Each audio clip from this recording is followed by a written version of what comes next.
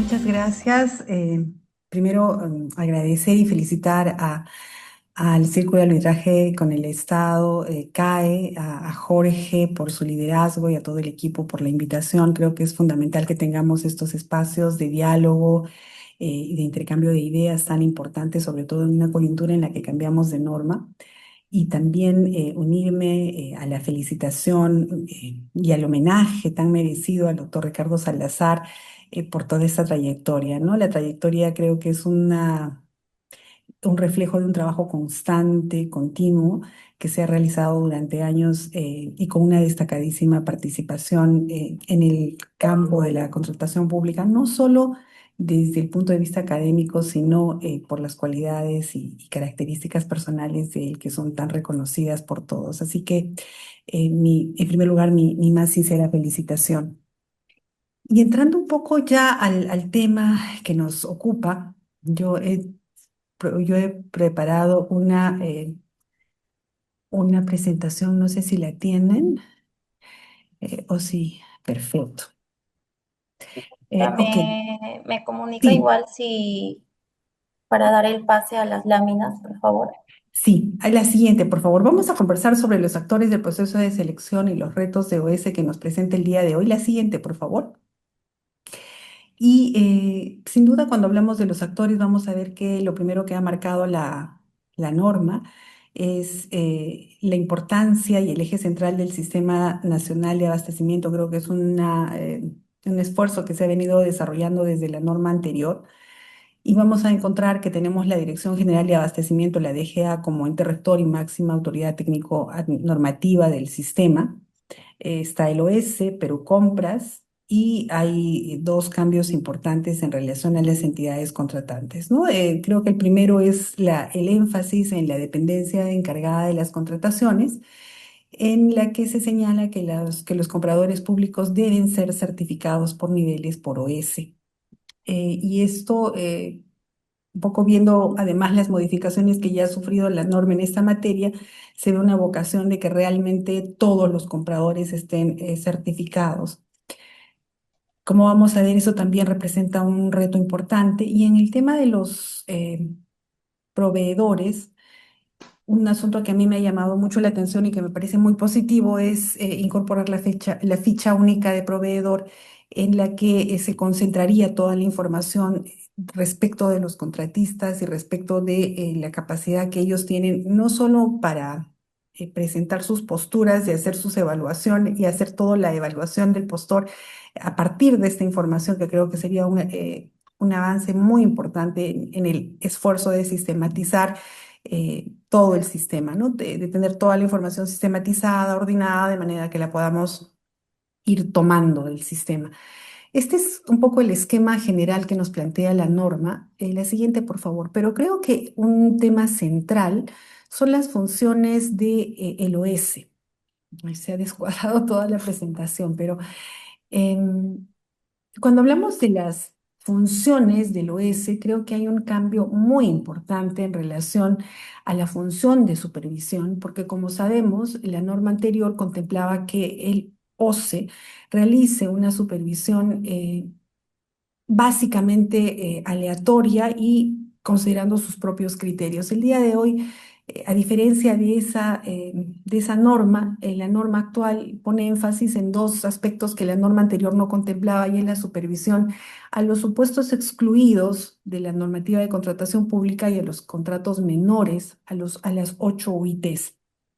Y luego vamos a ver también un asunto que también desde mi punto de vista es medular, es el tema justamente de la certificación de compradores para lograr esta gran meta de que todas las dependencias encargadas de las contrataciones tengan un funcionario certificado por el OS. Y otro tema que a mí me parece sustancial en la nueva norma es este de la asistencia técnica a las entidades, que implica acompañamiento, retroalimentación y asistencia en los procedimientos de contratación. Me da la impresión de que esta asistencia técnica es sustancial porque diríamos es un acompañamiento más cercano, pensando en que además la norma está enfocada en valor por dinero en lugar de poniendo énfasis en el valor por dinero y en la eficiencia de la contratación. Y creo que estos son los cambios más importantes. Podemos ir a la siguiente, por favor, y ojalá que esté bien. Ok.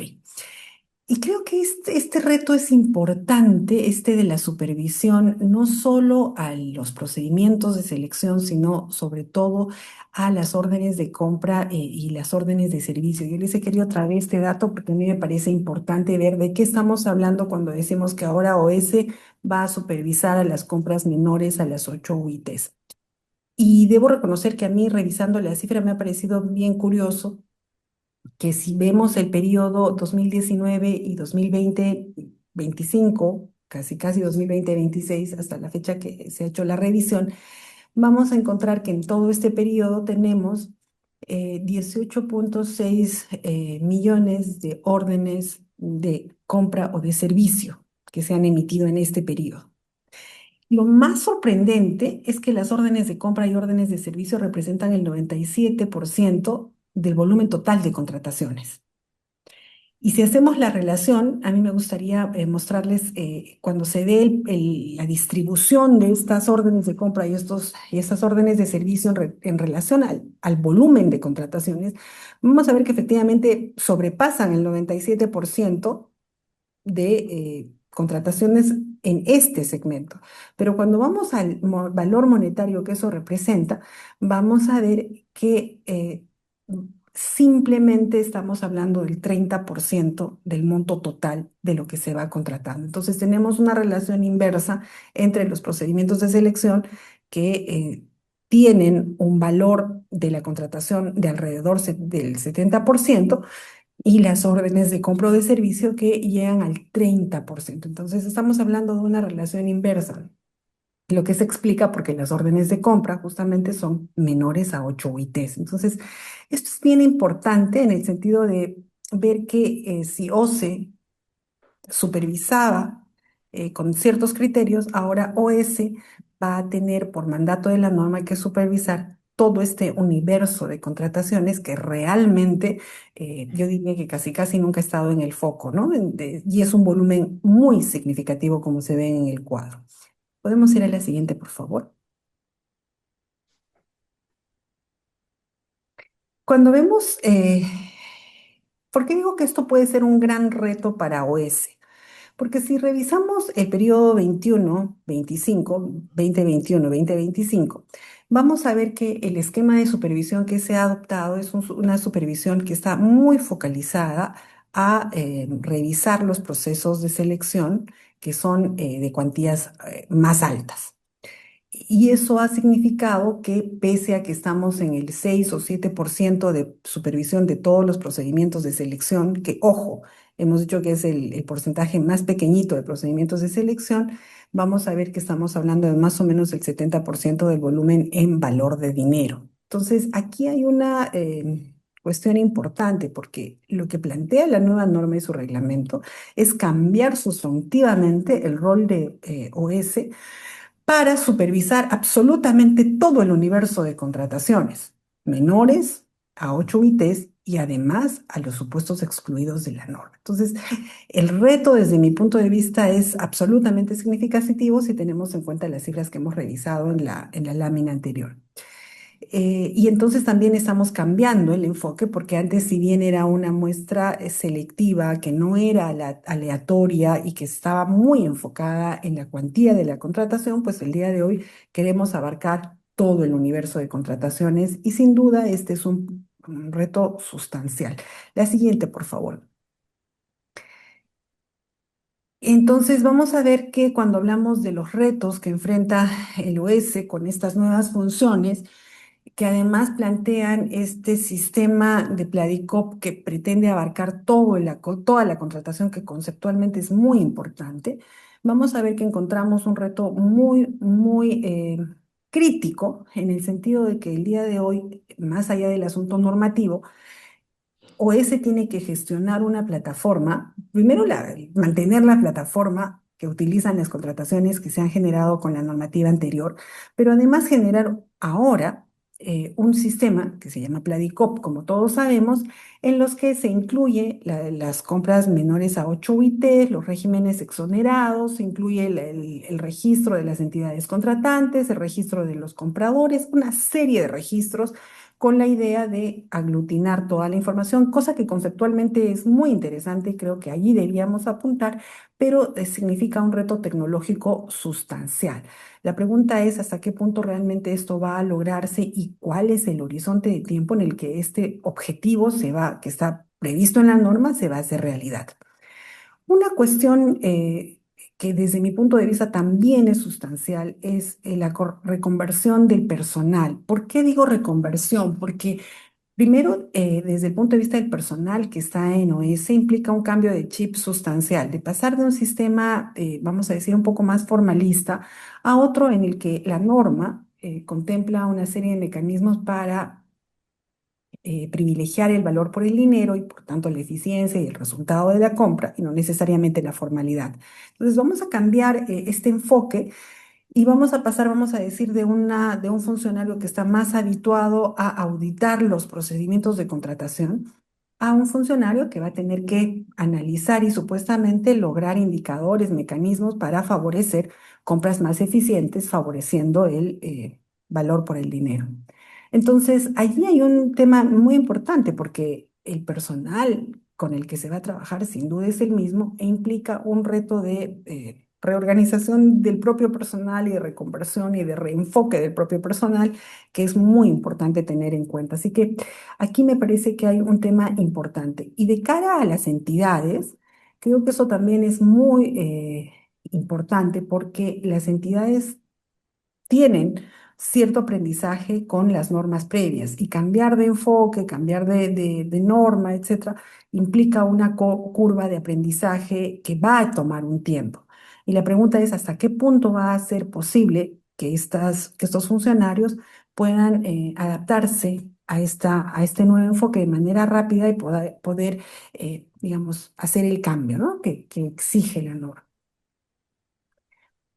Y unido a esto, creo que es muy importante tener en cuenta cuál va a ser la respuesta del Sistema Nacional de Control. ¿Cómo va a actuar la Contraloría? ¿Vamos a mantener este enfoque más formalista y absolutamente riguroso? Porque recordemos que en la norma pasada también tenía el enfoque de gestión por resultados, de eficiencia, etcétera, etcétera, pero toda la visión de la Contraloría ha sido bastante formalista, lo que ha generado una parálisis en mi opinión, una parálisis en los funcionarios porque firmar, pese a que el resultado podía ser más eficiente, pero podría, si estamos entre firmar para lograr un resultado más eficiente o tener la contingencia posible de una acción de control con el procedimiento respectivo, que puede incluso llegar a ser un proceso civil o penal, entonces creo que el funcionario tenía todos los incentivos para paralizarse y no actuar. Entonces la pregunta es cuál va a ser el enfoque y dónde va a ser el acento en el control que va a ejercer la Contraloría General de la República. Y esto creo que es muy importante porque sobre todo los funcionarios de carrera que aspiran quedarse en la administración pública y que además conocen cuál es su rol y cuáles son las consecuencias de sus actos, creo que es sustancial saber hasta qué punto la Contraloría va a revisar sus actos con este nuevo enfoque, poniendo énfasis al valor por dinero, a la eficiencia, a la gestión por resultados y no necesariamente a la formalidad que el enfoque al que se señala la norma pasada privilegiada o le da un poco más de importancia. Un tema también importante vinculado al personal es el tema de la certificación por niveles, ¿no? Hasta qué punto se va a cumplir lograr el objetivo que pretende la norma, que en las más de 3.000 entidades contratantes tengamos funcionarios realmente capacitados y certificados por OS, porque esto de la capacitación es un tema que siempre estaba en la normativa de contrataciones. La pregunta es cuánto se ha avanzado y hasta qué punto el personal va a encontrarse realmente calificado para eh, entender, aprender este nuevo reglamento y la ley y aplicarla correctamente, ¿no? Creo que para todos los que hemos revisado el reglamento y lo aplicamos de alguna forma es bastante complicado porque es una norma que desde mi punto de vista es más una directiva que un reglamento por la cantidad de supuestos en los que se ponen, ¿no? Entonces, creo que también ahí hay un reto pendiente en el tema de la certificación por niveles y luego vamos a encontrar el tema de la sostenibilidad política. Todos sabemos que, la siguiente, por favor, eh, cambiamos de... Cambiamos de gobierno, creo que ya estamos, cambiamos de gobierno y hay una vocación importante para cambiar la normativa de contrataciones. Entonces, ahí la pregunta es, ¿cómo va a ser esto realmente? ¿Y qué va a pasar con el nuevo gobierno? ¿Hasta qué punto el nuevo gobierno va a continuar con esta norma? ¿Está viniendo con otra? Todos los gobiernos han venido con una nueva norma. Y si tenemos en cuenta que el proceso de implementación de una norma no es solamente dictar la norma y dictar digamos, las directivas y todas las normas complementarias que son necesarias, eh, una cosa, creo que la más fácil es dictar las normas. Una segunda, es muy importante verificar la calidad regulatoria de lo que se está haciendo y creo que estos días con todo lo que está pasando con las directivas del regajo, que es un tema que más o menos conozco, realmente los criterios que se están adoptando son, dejan bastante que desear. No sé cómo están las otras directivas en las otras áreas.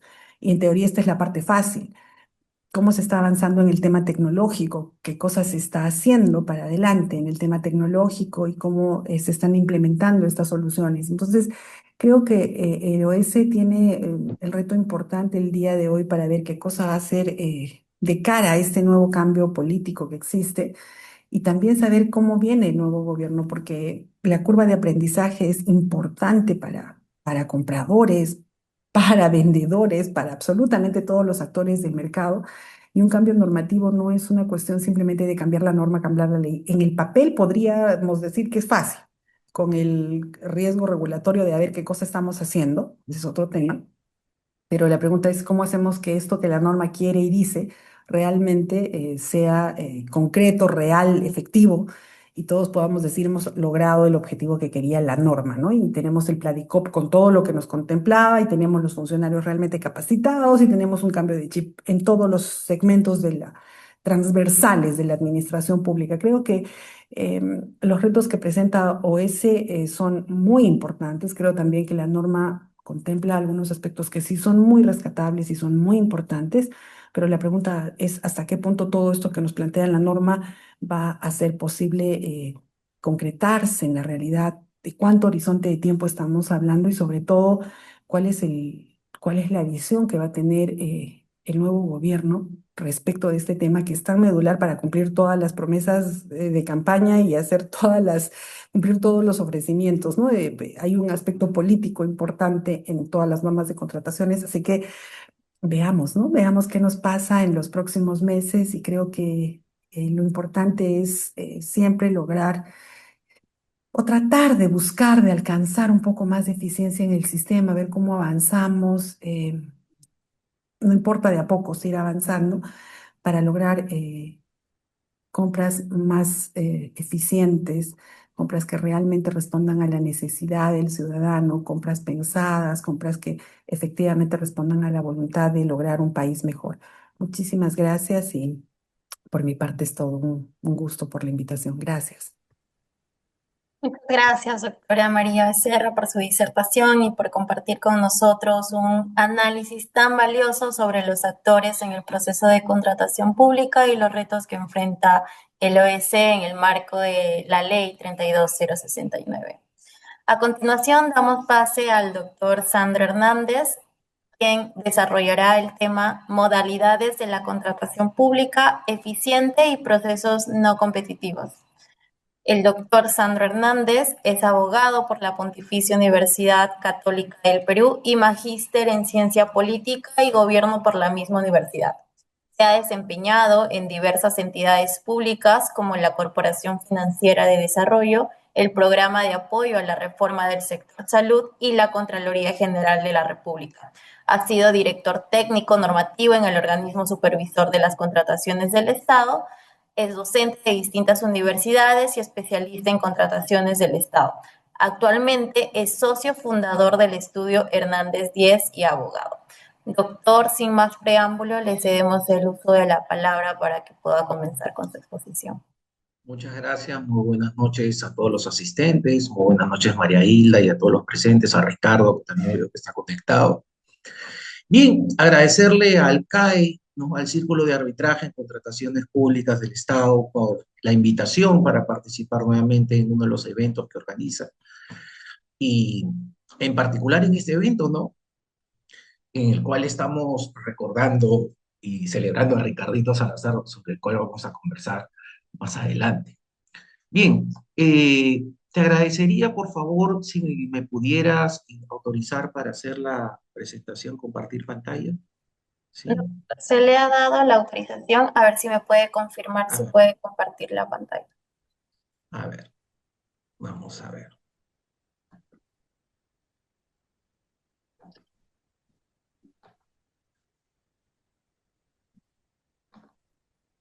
Ya, creo que sí. Se logra visualizar, doctor. A ver, estoy tratando de...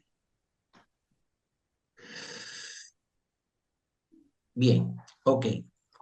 Entonces, lo que vamos a conversar, estaba escuchando a María Hilda sobre los retos que tiene el OS y en efecto, esta norma no solo le plantea retos al OS, ¿no? Sino le plantea retos pues a todos los intervenientes en la contratación pública, ¿no? A los funcionarios públicos en particular a través de los mecanismos de capacitación y desarrollo de capacidades que también ha hecho alusión la autora María Hilda, a través, no solamente a los funcionarios públicos, al Sistema Nacional de Control, que tiene tanta injerencia, tiene un impacto tan relevante también en el desarrollo de la contratación pública, y que pues un impacto negativo o positivo. Va a depender también cómo el Sistema Nacional de Control se adapte un poco, digamos, al manejo de la gestión y comprenda el tema de la gestión pública y de la gestión del funcionario público, la necesidad de esa necesidad que se viene conversando, no de ahora, no con esta norma, sino con la norma anterior, de que el funcionario tiene que convertirse en un gestor, ¿no? No es un mero aplicador de la norma o un mero operario de procedimientos, sino que tiene que tomar decisiones de gestión, para los cuales obviamente tiene que estar preparado, pero que esas decisiones de carácter técnico, sobre todo, no pueden pues, ser cuestionadas por cualquier cosa, ¿no? Vemos muchas veces acciones de control, hallazgos de auditoría sobre los funcionarios, sobre temas que en verdad son a veces irrelevantes, tontos, por decirlo de alguna manera, y que hace y genera precisamente una reticencia muchas veces en los funcionarios a tomar decisiones de gestión, que es lo que se necesita, ¿no? Y eso tiene un impacto negativo algunas veces también en el ámbito de la contratación pública. Entonces, ese engranaje entre Sistema Nacional de Control, Procuraduría, Ministerio Público, Dirección General de Abastecimiento, que también tiene que empezar a tomar el toro por las astas, es lo que tiene que empezar a funcionar y vamos a ver cómo se da, ¿no? En este nuevo desarrollo y con miras al nuevo gobierno que está a punto de empezar. Bien, entonces sobre la base de ello, dentro de este ámbito, los procedimientos de selección, vamos a conversar el día de hoy muy rápidamente también, porque esto es para desarrollar toda una clase, pero bueno, vamos a hacer un esfuerzo, ¿no? De ajustarlo.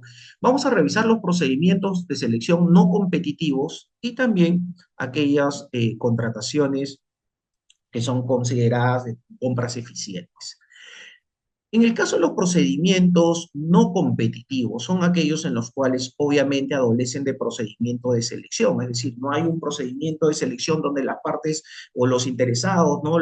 Digamos, los contratistas que están en el Registro Nacional de Proveedores puedan presentarse y registrarse como postores y presentar una oferta, si no estamos hablando de aquellas situaciones de carácter excepcional, ¿no? Porque son excepcionales, que la norma faculta a las entidades para que en determinadas circunstancias, y son 13 supuestos únicamente, las entidades puedan contratar directamente con un proveedor determinado. Es decir, seleccionar a un proveedor determinado bajo ciertas condiciones, identificar que se cumplan las condiciones de estos supuestos y contratar directamente con este, ¿no? Sin que medie un procedimiento competitivo.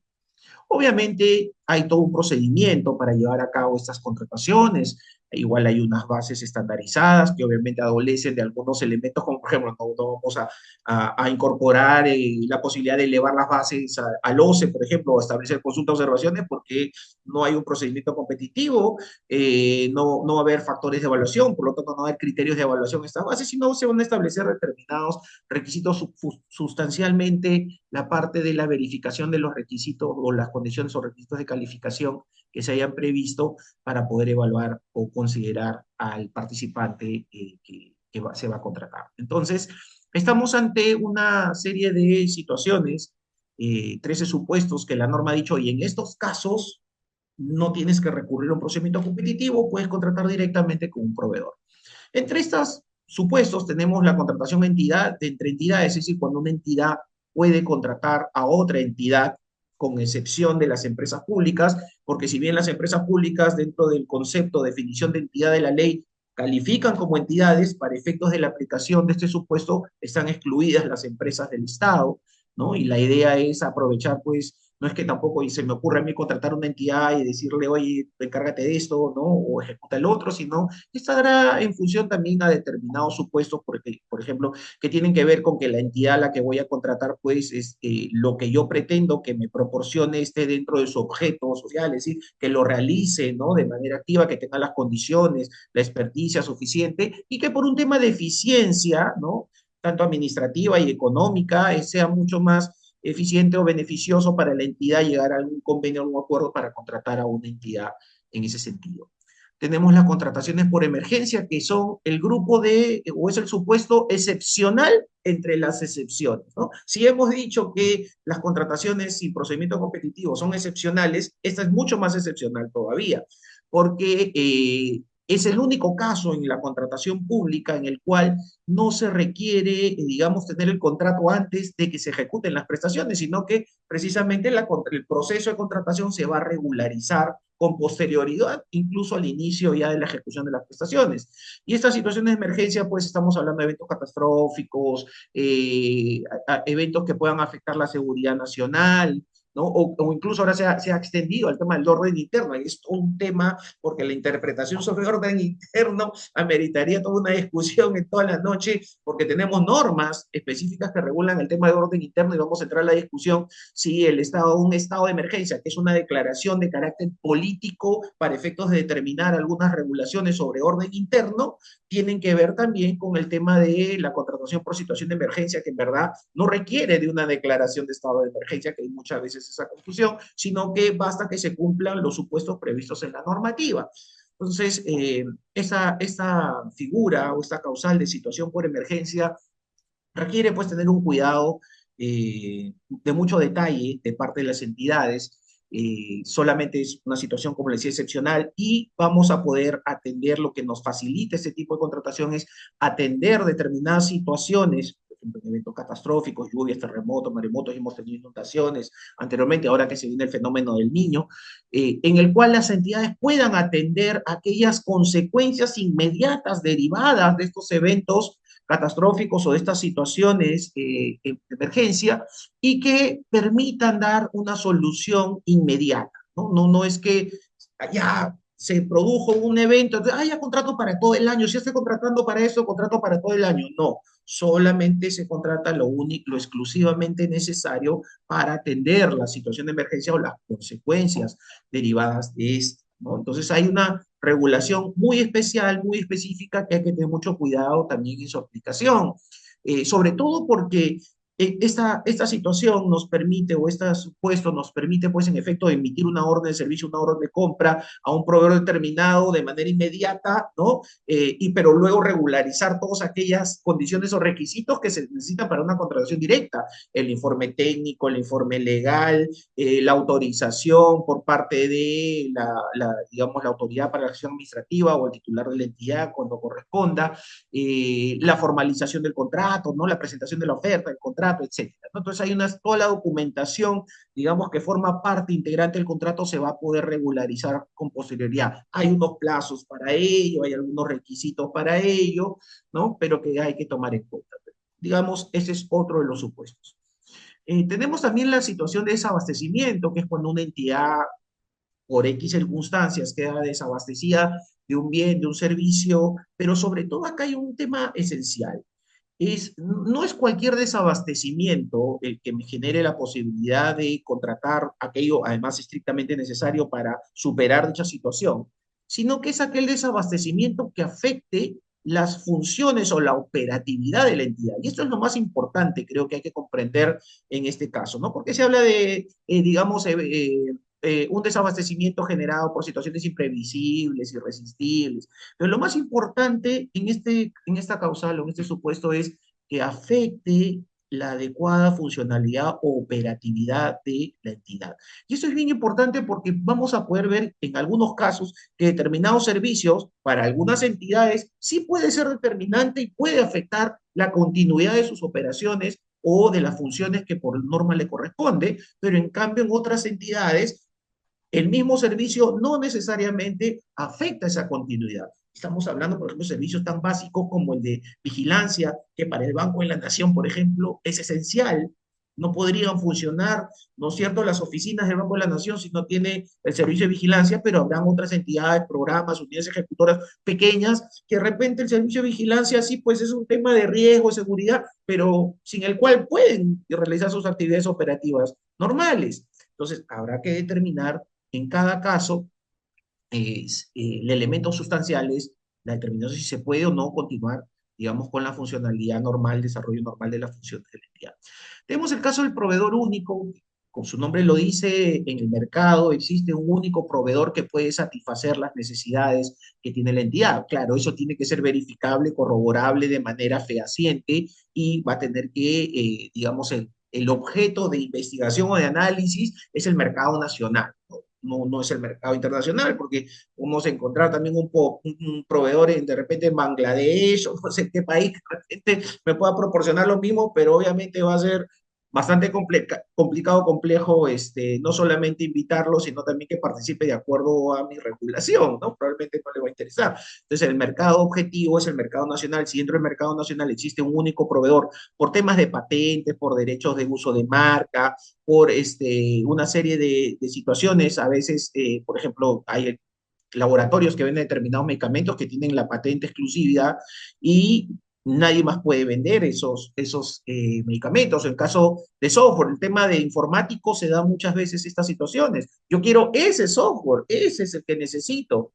¿no? Y no es que me lo vendan en el mercado, sino es el dueño del software el que tiene la patente que me lo puede vender. Entonces hay determinados casos en los cuales vamos a poder determinar que existe un único proveedor en el mercado, pues no tiene ningún sentido hacer un procedimiento competitivo porque el único que va a participar es él, ¿no? Entonces, ¿para qué hacer ello? Y por ello es que está previsto la contratación proveedor único.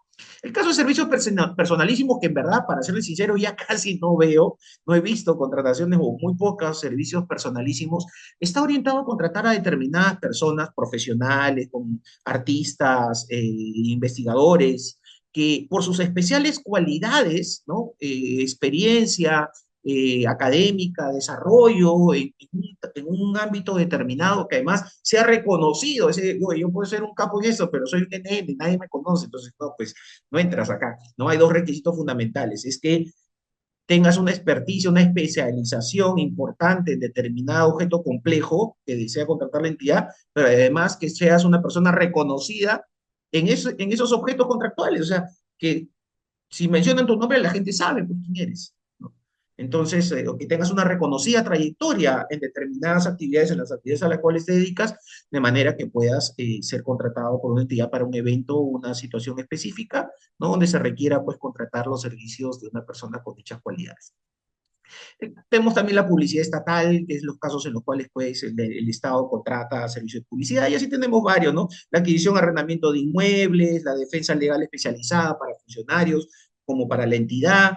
Tenemos el tema también de los contratos resueltos o declarados nulos, ¿no? Cuando un contrato se resuelve o se declara nulo, la posibilidad de, la necesidad de ejecutar o cumplir la finalidad pública está por encima, ¿no? Muchas veces de algunos, digamos, actuaciones o disposiciones procedimentales. Entonces la idea es, oye, si tengo un colegio que se ha quedado medio construir porque se le ha resuelto el contrato al contratista y las clases empiezan en abril y estoy ya en enero, obviamente hay una premura, hay una urgencia de terminar con la ejecución de ese colegio para poder satisfacer esa necesidad de los niños de asistir a un colegio, ¿no? Entonces podré contratar directamente, si es que le resuelve el contrato, independientemente de que pueda iniciar sus procesos arbitrales o lo que considere necesario el postor, si es que considera que es injusto, yo como entidad puedo continuar con la ejecución de estas obras, hacer un expediente saldo de obra y contratar directamente a alguien que me termine el colegio, ¿no? Entonces, eh, igual en los casos que se declaran nulos los contratos, siempre hay esa posibilidad del interés público, la finalidad pública está por encima,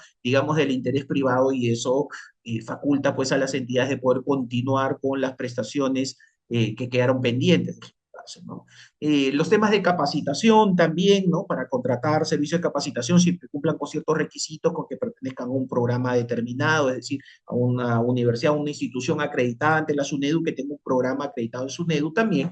Y finalmente tenemos los casos del secreto militar, ¿no? Para compras de orden, digamos, armamento, ese tipo de cosas, que además no es tan secreto porque solamente se pueden comprar determinados equipos o bienes o servicios que forman parte de un listado que es aprobado por decreto supremo y que además tiene que aprobarlo la Contraloría, esa necesidad, es decir, hay un requerimiento previo a la Contraloría para su aprobación. Entonces, tan secreto no es porque ya todo el mundo se entera en ese interín de qué se trata, ¿no? Eh, pero bueno, estos son, digamos, de alguna manera los supuestos que prevé la norma. Por temas de tiempo rápidamente vamos a explicar, ¿no? De qué consiste esto. Pues, digamos, se aprueba en el caso de la contratación directa, se invita a un proveedor directamente, como les he dicho, no hay acá una invitación masiva, ¿no? La DEC, en este caso, que es el que se cargo, la dependencia encargada de las contrataciones, aprueba el expediente, invita al proveedor identificado, obviamente requiere los informes técnicos, legal, hace las bases estandarizadas que existen para los efectos, hace la invitación, recibe la oferta técnica, verifica los requisitos y gestiona la aprobación del procedimiento. Y acá hay un cambio sustancial con relación a la norma anterior que es importante. Y el cambio sustancial es que ahora la norma ha previsto que la aprobación de la contratación directa o de esta contratación sin procedimiento competitivo se efectúa una vez que ya se tenga identificado y la oferta formal de parte del proveedor, ¿no? De manera que cuando se le notifica, este debe iniciar la ejecución o se perfecciona el contrato, correcto, se inicia el perfeccionamiento del contrato y la ejecución contractual. Antes lo que pasaba es que esta parte estaba un poco invertida del procedimiento y antes de iniciar el proceso de contratación directa se requería la aprobación de la misma por parte de la autoridad de la entidad, ya sea en este caso era el titular de la entidad o quien le hubieran delegado, ¿no? Ahora es el AGA o el titular de la entidad en los casos que le corresponde a esta. Pero lo que sucedía muchas veces era que ya se contaba con la autorización, ya se había identificado un proveedor, ya se había llegado a un acuerdo, se aprobaba, se sacaba la resolución autoritativa y luego el proveedor o no presentaba la oferta definitiva o desistía de contratar. Y se tenía que reiniciar todo un procedimiento y claro, y como no había un mecanismo, no había, digamos, una obligación contractual real con el proveedor, básicamente todo era de palabra, o a lo mucho una cotización que no lo obligaba, entonces podía generar eso muchas veces reprocesos en las entidades públicas innecesarios. Si estábamos frente a una contratación directa que además tenía probablemente una calidad de urgencia, ¿no? Entonces, para evitar ese tipo de situaciones, se hace ahora la norma, por eso que ahora hacemos esa evaluación, ya identificamos a alguien y una vez que ya tenemos identificado con las autorizaciones presupuestales y todo, recién sacamos la autorización, de manera que eso ya de alguna manera tenemos una oferta en firme que obliga al proveedor ya al perfeccionamiento del contrato y a ejecutar las prestaciones a su cargo. Eso es con relación a los procedimientos no competitivos. Por temas de tiempo, pues estamos haciendo un comentario bastante general para tener una idea de qué se trata, ¿no? Ya tendremos seguramente oportunidad también con el CAE para poder exponerlo un poco de más detalle. Ahora bien, con relación a las compras públicas eficientes, muy rápidamente la norma ha regulado una serie de elementos o de figuras, ¿no? Como compras públicas eficientes, como por ejemplo los contratos menores, las compras por encargo, el acuerdo marco, compras públicas por innovación, compras corporativas y centralizadas.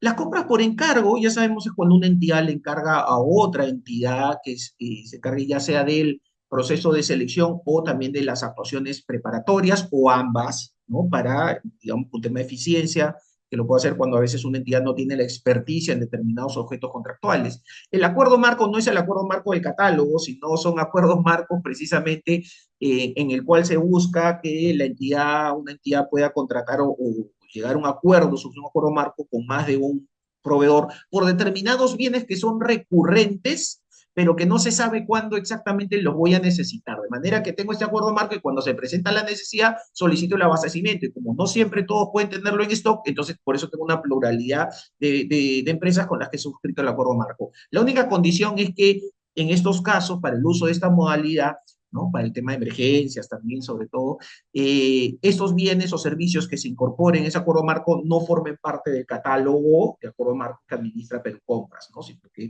sean ajenos. Tenemos las compras públicas por innovación, ¿no? Que se va a utilizar las figuras incluso de la precalificación con diálogo competitivo, con negociación, sobre todo para la adquisición de temas vinculados a productos innovativos donde el Estado requiera generar algún tipo digamos, de mejora o de desarrollo en algún proceso productivo y tenga la necesidad de invertir en innovación.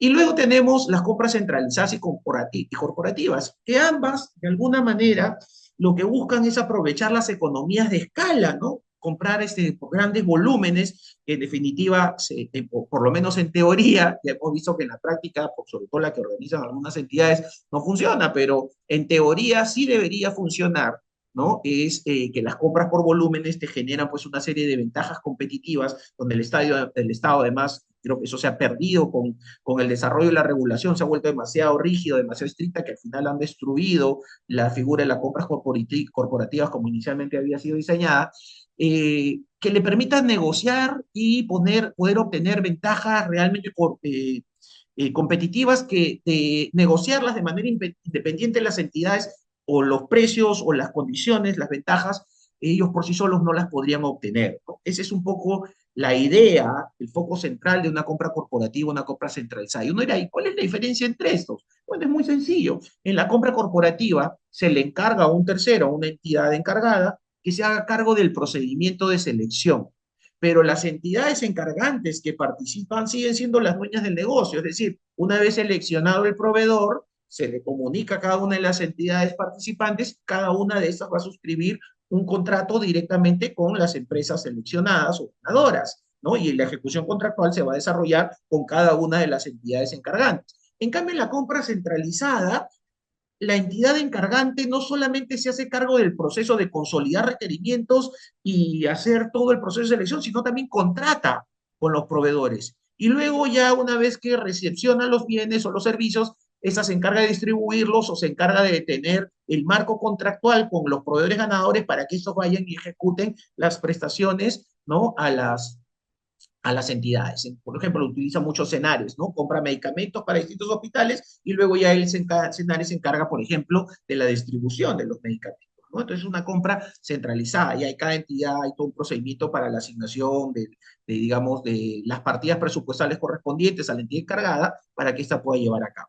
Y en el caso de los contratos menores, que lo he dejado para el final, son las famosas contrataciones menores 8 ITs, que ahora, a diferencia de lo que pasaba antes, la norma que están excluidos ahora sí están están dentro del ámbito de la norma, y la norma ha establecido ciertas, digamos, regulaciones en el reglamento, pero también ha dejado abierta la posibilidad que las propias entidades puedan autorregular los distintos procedimientos y sobre todo la ejecución contractual de este tipo de contratos menores a 8 ITs, ¿no? Que ahora, por lo pronto, ahora todavía algunas entidades pueden hacerlo, digamos, libremente, invitando a proveedores, y otras ya pueden usar el SEACE, en tanto todavía no sea obligatorio, digamos, las compras menores a través y de manera exclusiva a través del SEACE, ¿no? Donde lo que se hace, se registra el requerimiento en la Pladicop a través del SEACE, se registra el requerimiento, se solicitan cotizaciones a proveedores que cuenten con RNP, ¿no? Se selecciona el valor, digamos, al proveedor utilizando los criterios de valor por dinero, es decir, no solamente enfocarme en el precio, sino también en otras condiciones, ¿no? De calidad, sobre todo, y se perfecciona el contrato mediante una orden de servicio, salvo que el proceso, y eso es un tema nuevo también que se ha incorporado en la norma, salvo que el plazo de duración del contrato supere el año fiscal con lo cual si supera el ejercicio fiscal y pasa al siguiente año, se tiene que suscribir necesariamente un contrato. Eso en función a disposiciones de temas de contabilidad y tesorería, ¿no? Y finalmente se registra pues la ejecución hasta el último pago. La idea es tener mayor trazabilidad de este tipo de contratos. Incluso la norma ha establecido la posibilidad de incorporar, bueno, tienen que estar las cláusulas obligatorias que se han establecido en el artículo 60, pero pueden establecerse otras cláusulas adicionales. Entonces, le da cierta libertad a las entidades también para establecer determinadas regulaciones y cláusulas en el manejo de estos contratos que con el transcurso de los años se han convertido en mayor cantidad de procesos y volumen contractual, ¿no? En las entidades. En muchas entidades, las contrataciones de menores hechos representan el mayor presupuesto de ejecución. Entonces, hay que mirarlos, ¿no? Hay que tener mucho cuidado y eso requiere pues también ciertos requisitos de capacidad y de competencias de parte de los funcionarios que van a llevar a cabo este tipo de procesos. Bien, eso era lo que quería compartir con ustedes y les agradezco mucho nuevamente por la invitación en este periodo de tiempo para poder compartir con ustedes estos temas. Muchas gracias, doctor Sandro, por su disertación. Nos ha quedado muy claro a todos. Bueno, queríamos agradecerle también por su participación en esta mesa número 4. Antes de concluir, deseo comunicar a todos los asistentes que por motivos de fuerza mayor y debido a un contratiempo, el doctor Mario Arteaga no ha podido acompañarnos en esta jornada académica, por lo que lamentamos y, bueno, no será posible contar con su exposición. Sin embargo, continuando con el programa de este noveno Congreso de Contratación Pública y Arbitraje, en homenaje al doctor Ricardo Salazar Chávez, pasaremos a un momento muy especial. Invitamos a nuestros expositores de esta mesa, la doctora María Hilda Becerra y el doctor Sandro, a compartir unas breves palabras de reconocimiento y homenaje al doctor Ricardo Salazar en mérito a su destacada trayectoria y la contribución a la comunidad jurídica. Así que iniciaremos con las palabras de la doctora María Hilda Becerra y posteriormente escucharemos las palabras del doctor Sandro Hernández. Adelante, por favor.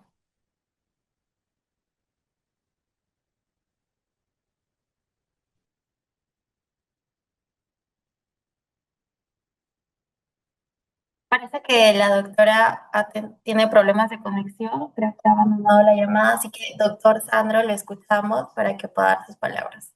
Gracias, entonces tengo más tiempo para hablar sobre Ricardo. Bueno, al doctor Salazar lo conozco hace 24 años, desde el año 2002, en las épocas de CONSUCODE. Eh, todos creo que tenemos un alcance de quién es el doctor Salazar, un gran maestro en derecho administrativo, además ha sido en reiteradas oportunidades presidente del OES. Y ha tenido que ver mucho con el desarrollo del ámbito de la contratación pública en general, ¿no? En particular, diría, más que en general, en particular. Eh, si el OS, el OCE en su momento y el OS ahora es reconocido y tiene la trascendencia que tiene, en gran parte es por Ricardo. En la época de Consucode, cuando Consucode pertenecía a la PCM todavía, recuerdo mucho pues que todas las gestiones que él hacía para posicionar a la entidad en la situación que se encuentra en ese momento, ¿no? Además, su manejo de la institución como gestor, como líder, ¿no?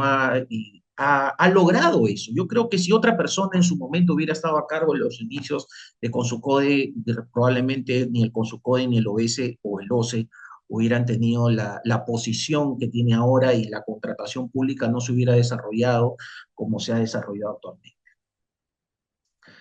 Muchas generaciones de profesionales así lo confirman, ¿no? Entre ellas la mía, obviamente. Yo tengo una anécdota muy particular que siempre recuerdo.